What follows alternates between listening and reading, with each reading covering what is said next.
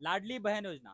ज्या लाडली बहीण योजनाने मध्य प्रदेश म्हणजे शिवराज सिंग चौहान यांच्या नेतृत्वामध्ये अभूतपूर्व यश बीजेपीला मिळवून दिलं. जिथे बीजेपी हरेल किंवा काठावरती जिंकेल असा निष्कर्ष काढला जात होता, तिथे बीजेपीने इतिहासातलं सगळ्यात जास्त घवघवीत यश मिळवलं. आता ही योजना महाराष्ट्रातही लागू झाली आहे. 3 हफ्ते लाडली बहीण योजनेचे महिलांच्या अकाउंटमध्ये पडले.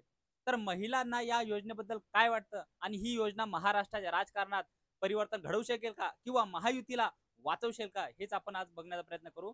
आम्ही वाशिम जिल्ह्यातील ब्रह्मा या गावामध्ये आहे. तिथे महिलांचं ओपिनियन म्हणजेच महिलांचं काय मुद्दे आहेत किंवा महिलांचं म्हणणं लाडली बहीण योजनेबद्दल काय आहे आणि त्या सरकारवर खुश आहेत की नाही आहे किंवा काही महिलांना मिळाले नाहीत त्याच्याबद्दल त्यांचं काय म्हणणं आहे हे जाणून घेण्याचा प्रयत्न करू. तर आपण एकेकाला सगळ्यांना विचारू. तर तुम्हाला सगळ्यांना लाडली बहीण योजना माहिती आहे का? हो. मला पहिल्या वेळेस 2 हप्त्याचे पैसे मिळाले आणि दुसऱ्या वेळेस 1 हप्त्याचे मिळाले.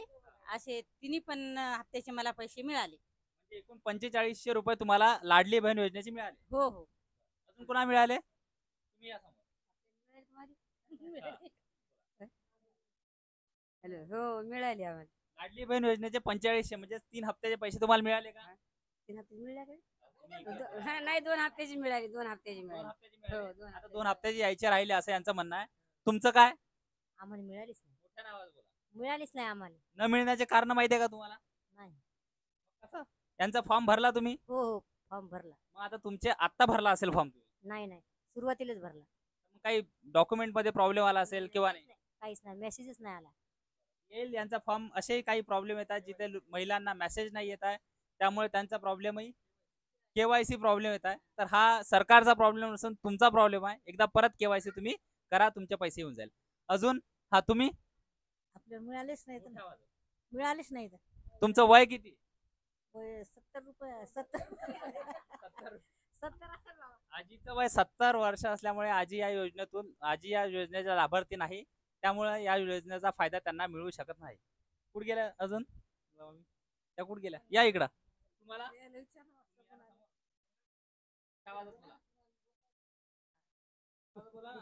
लाडली येऊन भजनाचा फायदा भेटला का तुम्हाला? नाही, आम्हाला नाही भेटत ना. काहून? आम्हाला पुढच्या याच्यात द्यायचं ना, जास्त वयाच्या माणसाला द्या ना आम्हाला. जास्त वयाच्या माणसांचा सरकारने द्यावा अशी महिलांची मागणी आहे. पण त्याचसोबत एक अशी पण अट आहे की तुमचा मुलगा सेंट्रल गव्हर्नमेंटच्या नोकरीवर आहे त्यामुळे तुम्हाला कदाचित मिळाले नसेल. अहो, नोकरीला पण आम्हाला काही देतच नाही, तिकडेच राहतो ना ते. तर काही महिलांचा प्रॉब्लेम हा सुद्धा आहे की लाडली बहीण योजना त्यांना मिळत नाही ज्यांचे मुलं हे सरकारी नोकरीवर आहेत. पण महिलांचं असं म्हणणं आहे की मुलं तिकडेच राहतात, आम्हाला त्याचा फायदा भेटत नाही, तर आम्ही काय करावं? ठीक आहे, या तुम्ही. तर लाडली बहीण योजनाचा फायदा तुम्हाला भेटला का? हो. भेटला. ह्या माजी सरपंचाच्या आई आहेत. तर लाडली बहीण योजनेचा सगळ्यात पहिला मान यांनी गावामध्ये पटकावला असं वाटते. किती हप्ते पडले? अं, 3 हप्ते पडले. पण गावात कसं असतं, हप्ते पडले हे माहिती आहे पण पैसे माणसंच काढून घेतात. ठीक आहे. तर तुमचं म्हणणं अजून काय आहे की बाबा आता लाडली बहीण योजनेचे पैसे तुम्हाला भेटले. एक नवीन स्कीम महाराष्ट्र गव्हर्नमेंटने काढली आहे, ती म्हणजे ई श्रम की स्कीम. त्याबद्दल स्कीम बद्दल माहिती आहे का? हो, आहे. ते आधार कार्ड ते द्यावं लागतं, पण अजून आमच्या इकडे काय चालू नाही झाले ते पैसे. बरं. व्हायला पाहिजे. महिलाला मदत होते. हा. महाराष्ट्र गव्हर्नमेंटने अजून एक स्कीम काढली आहे, ती म्हणजे माय स्कीम म्हणजेच महिला अन्नपूर्णाची स्कीम आता एक नवीन आलेली आहे. तर त्या स्कीम बद्दल मातृत्व वंदना योजना, त्या स्कीम मध्ये महिलांना 3 सिलेंडर वर्षातून मिळते. याबद्दल कुणाकुणाला माहिती आहे? माहिती आहे तुम्हाला? नाही ना, आम्हाला माहित. महिलांच्या नावावरती जर सिलेंडर असेल तर त्यांना 3 सिलेंडर वर्षातून मिळतात. आता या व्यतिरिक्त उज्ज्वला, आता या व्यतिरिक्त तुमच्या अजून काय मागण्या आहे की तुम्हाला असं वाटते की सरकारने हे करावं? कोण सांगेल? बोला, मोठ्याने बोला. काय?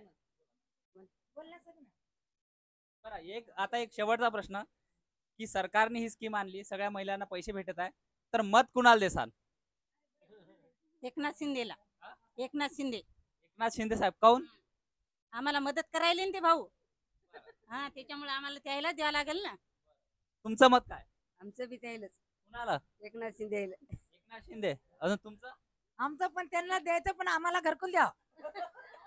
तर काही महिलांनी तर घरकुलची पण मागणी आहे, तर सरकारने ही योजना पण लक्षात घ्यावी. घरकुल मिळणं पण गरजेचं आहे. तर महिलांचा एकंदरीत आपण जर कल बघितला तर लाडली बहीण योजनेचा फरक हा नक्कीच पडलेला आहे. आणि त्या योजनेचा फायदा सरकारला नक्कीच मिळेल हा काही प्रमाणावरती दिसून येतो.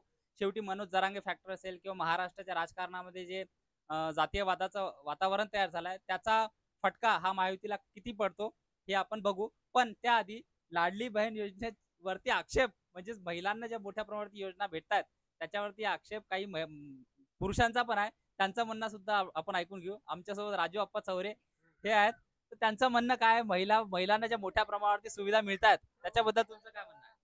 माझं इतकंच म्हणणं आहे की बा तुमची एकदम अशा बहिणी लाडकी तर एकदम एकदम मेवना सुद्धा लाडका असावा. 3-3 सिलेंडर त्यांना द्यायला तुम्ही फ्री. त्यांना 3-3 हजार 4,500 आणि आम्हाला 1 रुपया सुद्धा नाही.